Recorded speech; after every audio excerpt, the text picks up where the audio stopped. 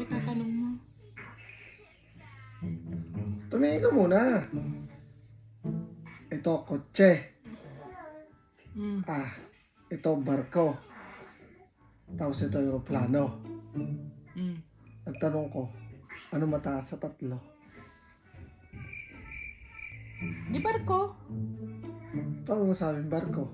Ito nga ang kotse. Ito yung barko. Tapos, ito yung aeroplano. Babagsak yung eroplano sa kotse eh. Oh, ano mas mataas? O di barko nga. Paano Di nasabing langit. barko? Langit. Ano nga mas mataas sa tatlo eh? Barko!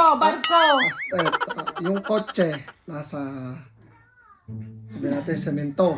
Ang barko, nasa dagat. Tapos, ang eroplano, nasa himpapawid. O di... Anong mas mataas sa tatlo?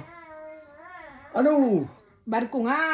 Paano mo nga nasabing barko? Dahil ang barko, dahil babagsak ang eroplano sa kotse, barko na lang ang matitira. Mali.